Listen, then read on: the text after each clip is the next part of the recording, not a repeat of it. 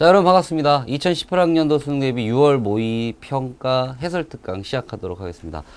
어쨌든 큰 시험 치르느냐고 고생 많이 하셨고, 이번 6월 모평 특히 국어 과목의 의미나 앞으로 이제 우리가 어떻게 공부해야 될지 좀 궁금해 하실 것 같기도 하고, 그래서 간단한 어떤 해설 특강을 원래는 안 하려고 그랬어요. 제가 사실 지금 앉아서 얘기를 하고 있거든요. 보이시겠지만 앞에 책상 있고, 얼마 전에 수술을 해가지고 서 있을 수가 없어요. 그래서 현장 수업도 지금 앉아서 진행하고 있고, 아주 특별한 이유가 없다면 6월 모의 수능은 해설하지 않겠다라고 생각하고 있었는데, 오늘 시험지를 보고 나서 몇 가지 좀 알려드릴 것도 있을 것 같고, 좀 설명이 필요한 부분도 있을 것 같아서 해설 특강 하기로 했으니까, 무턱대고 듣는 거는 저는 반대입니다. 저는 반대고요. 일단은 총평 정도는 먼저 들으셔도 상관없고, 총평을 듣고, 그래서 이제 문제별로 이제 좀 주요 문항들을 해설을 해드릴 텐데, 그 문제들은 본인이 먼저 충분히 생각해 보고 나서 제 해설 특강을 참고해 보는 게 훨씬 좋을 거라는 생각이 들어요.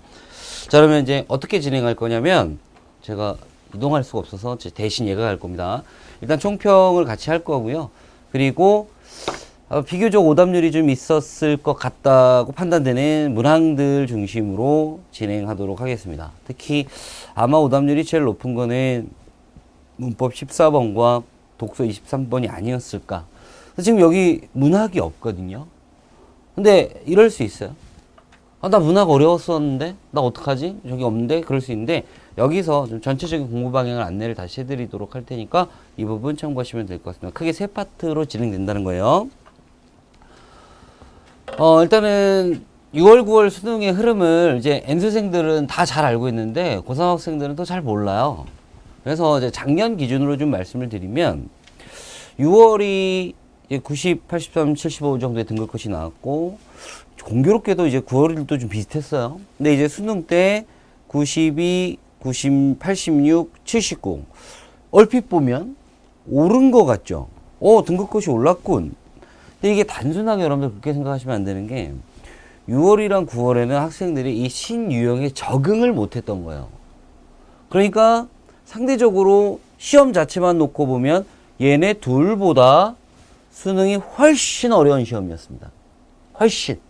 근데 6월, 9월에 좀 당했던 학생들이 좀 절치부심해가지고 좀 평가원의 변화에 좀 맞춰서 공부를 했겠죠. 아니면 그러지 않아도 자주 그런 변화된 시험을 치르다 보니까 좀 적응이 된 거고, 사실 시험 자체의 난이도만 따지면 수능이 훨씬 어려웠었어요. 이런 점에서 봤을 때 그런 생각이 듭니다.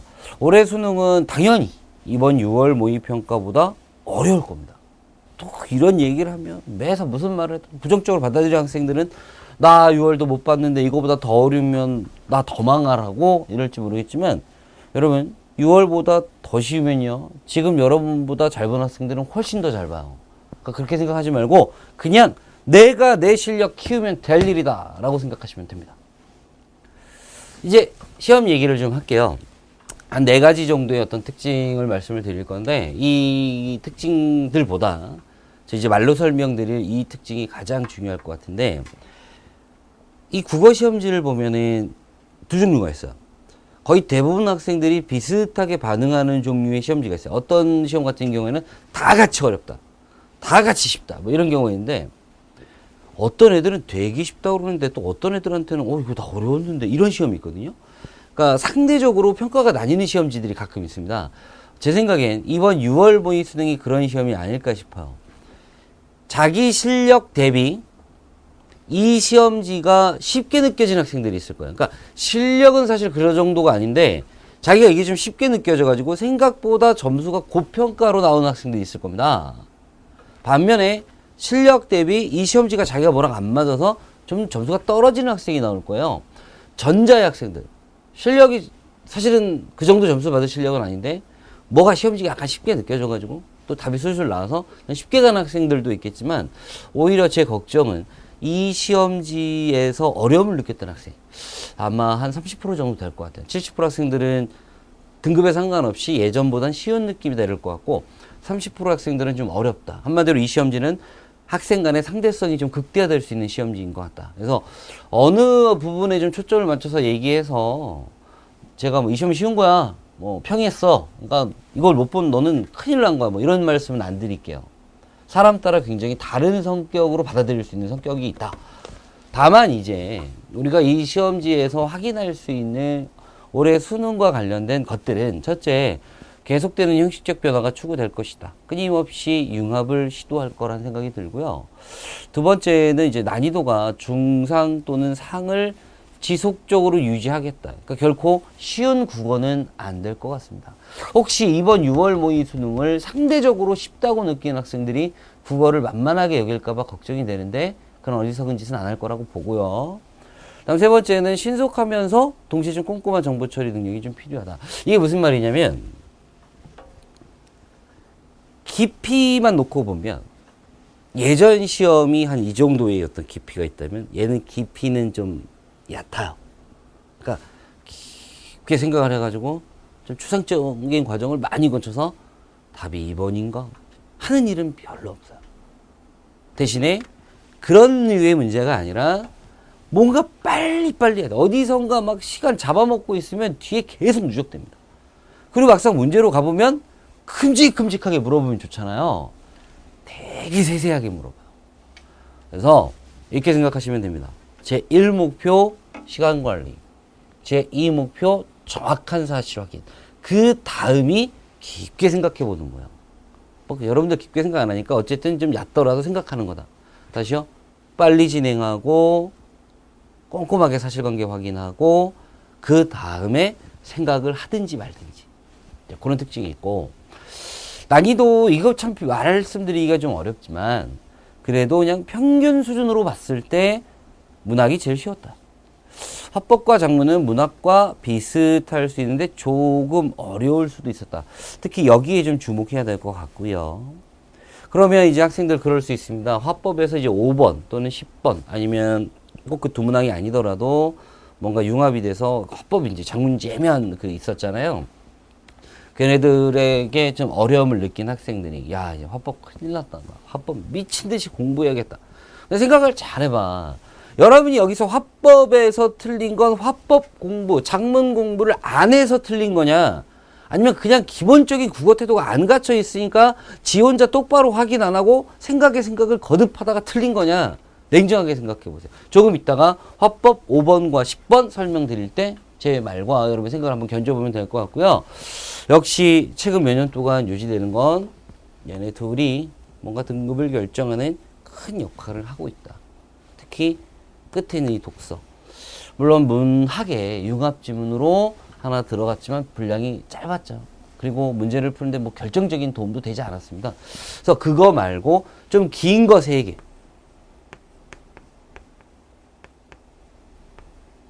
뭐 이기론이 됐든 경제지문이 됐든 IP 관련한 그 기술지문이 됐든 지문이 다 길었어요. 어느 정도 길이를 가지고 있고 뭐 그런 특징이 있었습니다. 독서의 특징과 앞으로 어떻게 공부할지는 이따가 독서 파트에서 자세하게 안내하도록 할게요. 이런 특징이 있었다. 연결됩니다. 그럼 이제 이 6월 모의평가 자체에 대한 분석을 해보면 이제 앞으로 우리의 어떤 공부 방향이 나오는 거죠.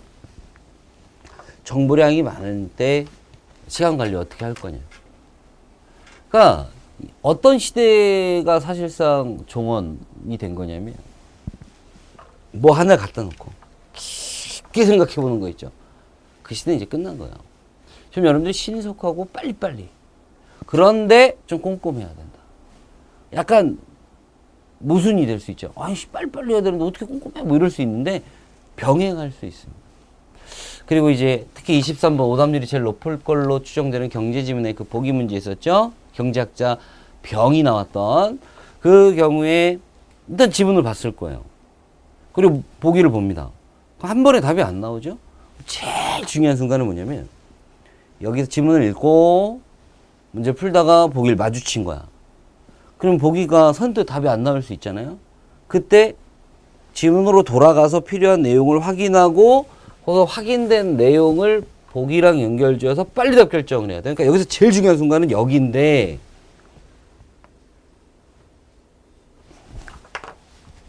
훈련이 잘못되어 있으면 지문을 설렁설렁 읽습니다. 보기도 설렁설렁 읽어요. 뭔 말이지? 그리고 선지를 봅니다. 답이 안 나와요. 그리고 아무것도 못해요.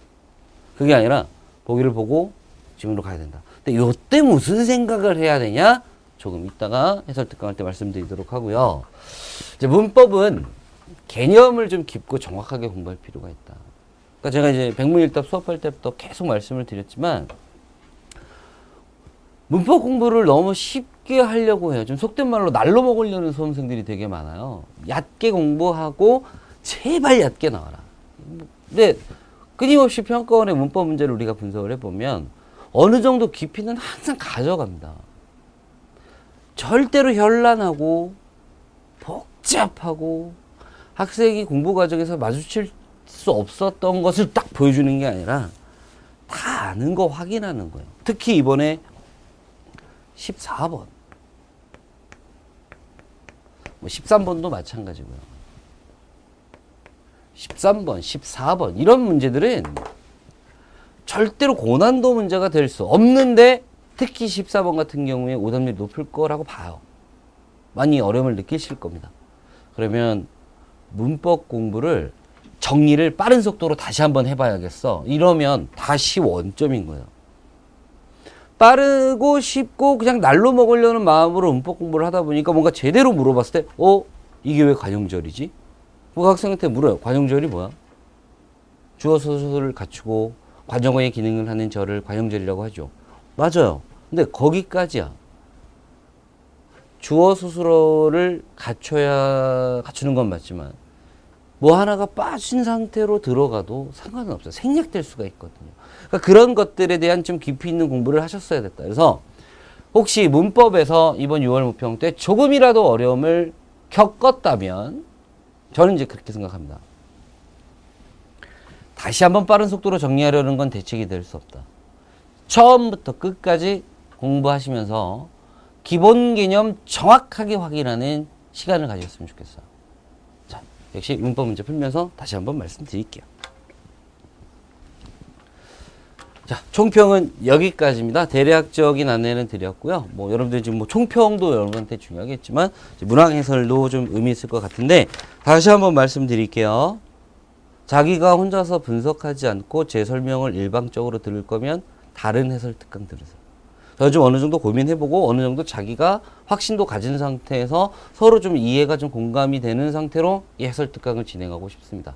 당장 모의 수능 오늘 저녁에 안 들으셔도 돼요. 내일 들어도 되고 다음 주에 들어도 되니까 꼭 본인이 분석하고 따라오셨으면 좋겠다. 말씀을 드리고요. 제가 전문항 해설을 할 시간적인 여유도 안 되고 뭐 시험 문제 굳이 해설을 해서 뭐 하겠습니까? 근데 이제 그런 걱정이 좀 들어요. 저는 쉬어서 해설을 안 했지만 여러분 입장에서 어려울 수 있고 또 이제 저랑 훈련도감, 독해역전, 또 백문일답 계속 따라오는 학생들은 사실 모든 무당을 선생님의 관점에서 설명해 주세요. 이런 요구가 있을 수 있잖아요. 뭐 그런 학생들 전 좋아합니다. 그래서 제가 해설 특강으로는 다 설명드릴 수 없지만 1번부터 45번까지 전 문항을 해설한 해설지를 지금 만들고 있습니다. 그래서 그 리얼리스트 홈페이지 있죠? 글로 가셔가지고 거기서 신청을 하시면 제가 해설집을 여러분에게 보내드리도록 하겠습니다. 자, 자세한 사항은 리얼리스트 홈페이지로 가셔서 확인하시면 될 것 같고 저는 이제 이어서 화법 작문부터 해설 특강 시작하도록 하겠습니다. 자, 그럼 이제 본격적인 해설 특강 시작하도록 할 텐데요. 일단은 화법 작문부터 순서대로 가도록 하겠습니다.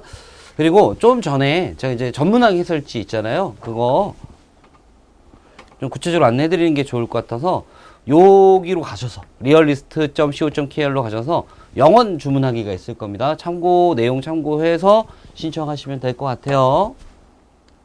자, 그러면 이제 화법 문제부터 얘기할 건데 물론 이제 다른 문제들도 여러분들 많이 궁금할 수 있겠지만 이번 6평의 성격을 좀 잘 보여주는 문제가 일단 5번 그리고 10번은 좀 어떻게 문제를 접근해야 될지 여러분들이 좀 알아야 되는 부분이 있기 때문에 두 문학을 설명해 드리도록 할게요.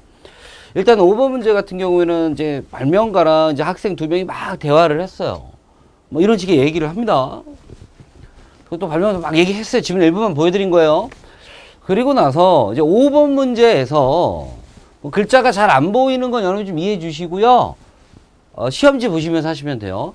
이 5번 문제에서 이제 답은 4번인데 3번이나 5번 같은 걸로 마음이 간다거나 시간을 끌 수 있는데 이 3번이랑 5번 선지, 이게 오답선지인데, 이번 6평에서 보이는 오답선지의 가장 큰 특징을 잘 보여주는 선지들이에요. 일단은, 뭐, 내용은 별거 없습니다. 선배님의 말씀을 활용해서 글을 쓴다고 했잖아. 어떤 내용을 포함할 거니, 아, 선배님이 뭐라고 하셔서 나 뭐 했어. 뭐 이거거든요. 그러니까 결국엔 이거 있어, 없어. 이 문제예요. 선배님의 말에 이 내용이 있어야 하고, 실제 학생 1이 쓴 글에 그 내용이 들어가 있어야 됩니다. 한마디로 선생님의 말과 학생의 글 모두를 일치상 문제 없게끔 해야 돼요. 결과적으로 그냥 있으면 맞는 거고 없으면 틀린 겁니다. 근데 이런 문항이, 이런 선지들이 좀 우리가 쉽게 변별이 될 때는 아예 없는 게 들어갈 때예요. 자, 이걸 이제 계속 이제 얘기를 할 건데, 없어. 근데 그게 마치 있는 것처럼 집어넣는다든지, 있어. 근데 그거를 쏙 빼먹는다든지, 이게 좀 1차원적인 오답선지 구성 방식이고, 2차원, 이거보다 좀 더 발전한, 진보한 방식은 얘도 있고, 얘도 있어. 근데 연결하면 그거 아니야. 이럴 때가 많아요. 예를 들어서 3번 선지 같은 경우에, 자, 선배님의 말을 잘 보면 모형의 각 단계를 설명해요. 그리고 양념 담는 통으로 뭔가 설명도 합니다. 근데 왜 틀린 거냐? 모형의 각 단계를 양념 담는 통으로 설명한 건 아닌 거예요. 그러니까 이것도 있고 이것도 있지만 얘를 이걸로 한 건 아니라는 거지. 그러니까 시야가 짧거나 그냥 이런 거 본 적 있는데 라는 이유만으로 맞다라고 쉽게 판단하는 학생들은 이런 선지에 매우 취약할 수밖에 없어요. 그래서 3번 선지는 앞부분에서 이미 틀린 것이다. 5번 선지 같은 경우에 발명은 아이디어를 통해 새로운 물건을 만드는 것이라고 하신 거 맞아요. 그리고 나도 창출한 아이디어를 이용하여 새로운 물건은 제작, 완성하는 과정을 글에 포함해야겠어야 했는데 뭔가 아이디어를 창출하는 얘기도 합니다. 그리고 그게 글에 포함된 것도 맞아요. 그런데 물건을 제작, 완성하는 과정이, 그러니까 이 부분이 물건을 제작하고 완성하는 과정이라는 말이 나오면 무슨 뜻이야? 순서, 절차. 순서나 절차 이런 걸 과정이라고 그래. 글씨 혹시 안 보일라. 순서, 절차인데 지문의 초점은 뭐였냐면은 아이디어를 어떻게 찾아야 될 것이냐. 그래서 그 아이디어 내는 것에 대한 얘기를 한 거예요. 맞는 거지, 이 부분까지는. 그런데 새로운 물건을 제작, 완성한다는 얘기가 없어. 그래서 5번은 틀린 거다. 한마디로 3번은 다 있는 거지만 연결을 잘못한 거고, 5번은 이 부분도 희미하게 있고 없는데 마치 그 내용이 있는 것처럼도 한 거고요. 화작은요, 여러분, 이게 다라고 생각하시면 돼요. 그래서 답이 4번입니다. 4번 볼게요. 기존에 다른 발명품을 참고할 수 있다고 하셨지? 있어요. 나도 기존에 다른 발명품을 참고해서 아이디어 창출하는, 그러니까 물건을 만드는 게 아닌 거죠. 대화의 하재는 아이디어를 어떻게 낼 거냐. 아이디어를 창출하는 내용을 글에 포함해야겠어 라고 했고, 실제 나글의 맨 마지막 문단 읽어보면 자동, 둘째 줄 끝에 자동으로 공기가 채워지는 튜브를 참고한 거예요. 그리고 맨 마지막 문제 대놓고 얘기했잖아요. 개선 방안을 생각할 때는 기존의 다른 발명품을 참고할 수 있으라고 대놓고 써있기 때문에 4번은 답 결정하는데 큰 어려움 없었다. 다만 3번이나 5번이 보여주는 이 매력을 어떻게 피해갈 수 있었을 것이냐. 근데 원칙만 알아두시면 돼요. 그러니까 이러면 안 돼. 그냥 쓱 보고 삐로 없는 통과 이러면 이런 식의 어떤 선지 조합을 해놨을 때 매우 위험할 수 있다. 그러지 말고 정말 통으로 단계를 설명한 거냐. 이런 식으로 좀 꼼꼼히 확인하셨으면 좋겠다 말씀을 드리고, 나머지 문항들 다 비슷한 맥락입니다. 10번은요 좀 달라요. 이 부분에 대해서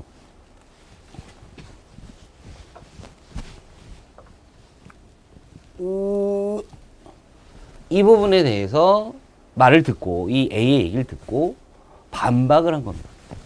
여기서 이제 제일 중요한 건 반박. 하는 글을 쓰려고 한다. A를 비판하기 위한 자료 활용 방안인데 결국 반박한 걸로 가장 적절한 게 뭐냐요.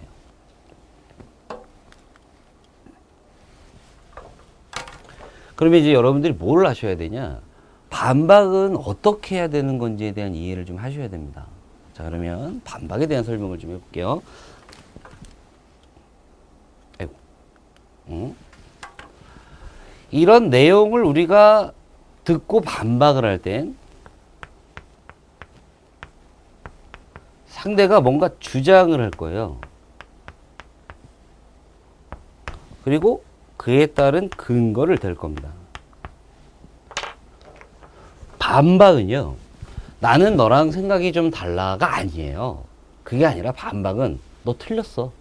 이걸 해야 돼요. 그럼 이 주장이 틀렸다는 얘기를 하려면 뭘 건드려야 돼? 근거를 건드려야 돼요. 그럼 두 가지를 얘기해야 된다. 첫째 뭐냐? 네가 제시한 근거가 사실이 아니다. 두 번째는 설령 사실이라 하더라도 그 근거로 주장이 타당하다는 걸 말할 수 없다.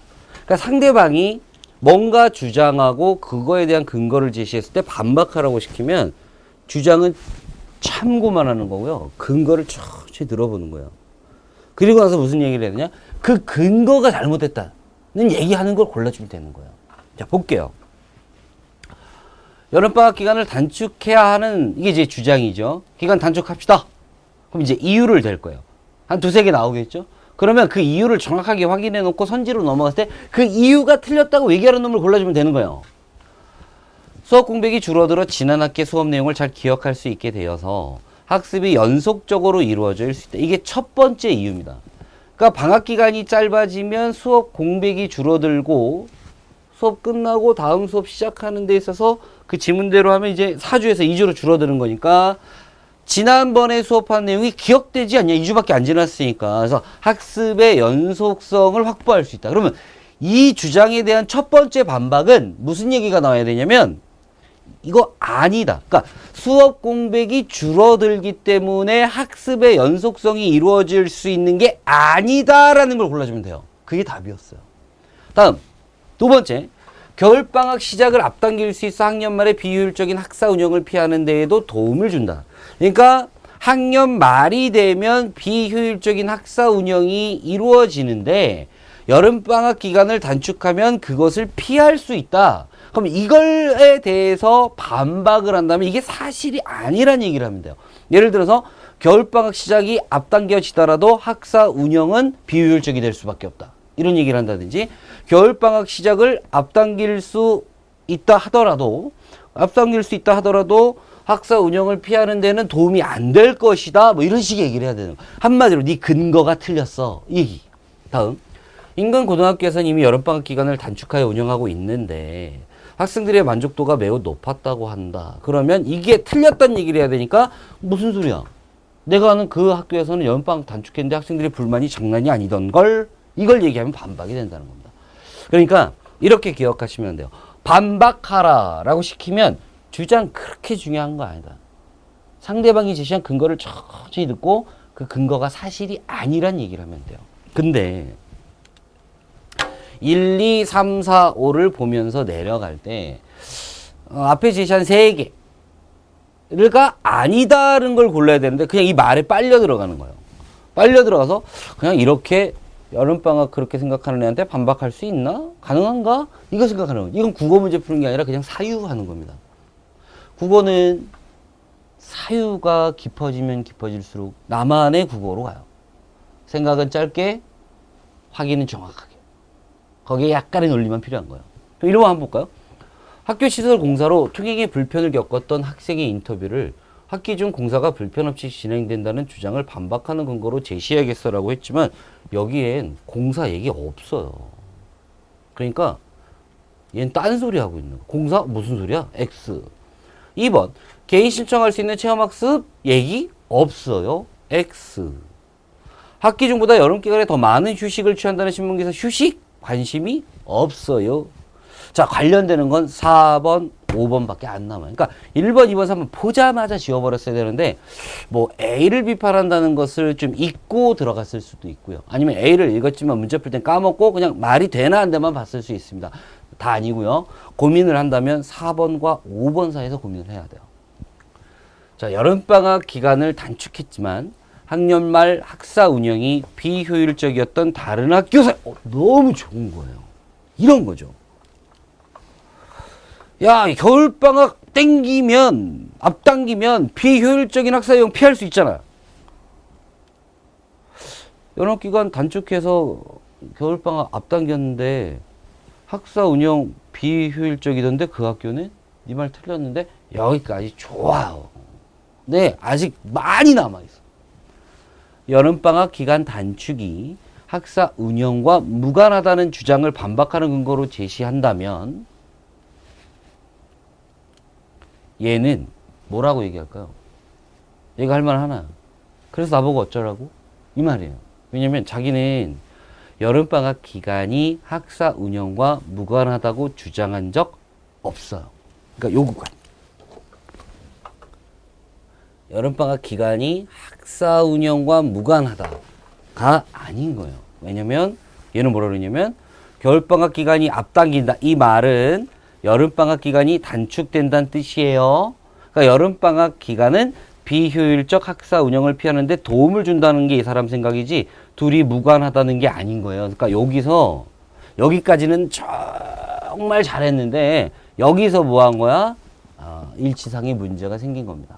5번 보죠. 여름방학 기간이 2주, 4주인 두 학교 학생들이 지난 학기 수업 내용을 기억하는 정도의 차이가 없어. 좋아요. 왜? 공백이 줄어들면 잘 기억하니까 연속성이 이루어질 수 있다. 짧으면 기억이 좋아. 그러니까 연속적인 학습이 될 수 있어? 무슨 소리야? 2주, 4주 비교해봤는데 차이 없어. 완벽한 반박인 거죠.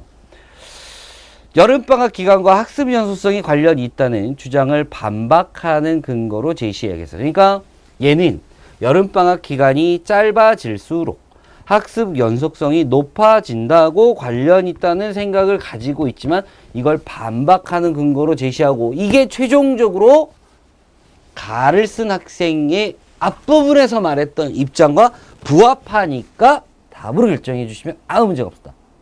그럼 결국에는 이 문제가 우리한테 시사하는 바는 뭐냐.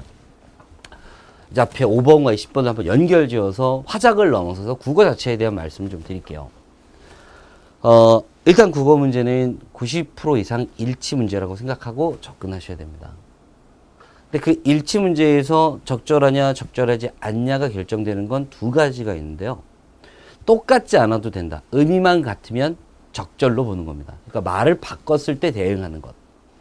그리고 두 번째는 지문에 없는데 있다라고 말하면 틀리게 되겠죠. 그러나 지문에 다 있는 내용이라도 조합이 잘못되면 적절하지 않은 게 돼요.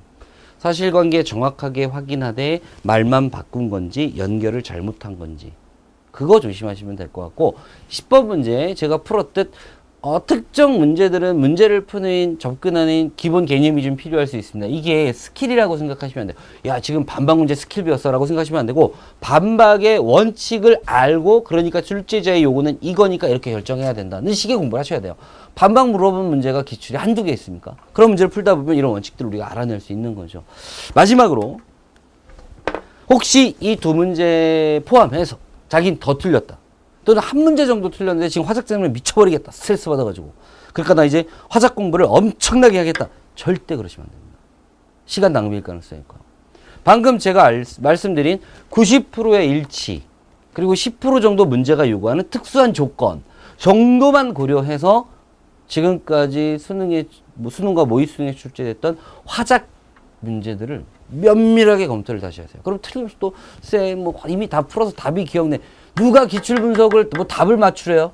답 체크해 놓고 왜 맞고 왜 틀리고를 계속 확인하는 겁니다. 그러면 이제 저와 같은 태도가 몸에 붙어요. 그럼 껍데기 바뀌는 게 중요하지 않다. 답 결정 쉽게 할 수 있다. 말씀을 드리고 화작 해설 뜻각은 마무리 짓도록 하고요. 바로 이어서 원법으로 넘어가도록 하겠습니다.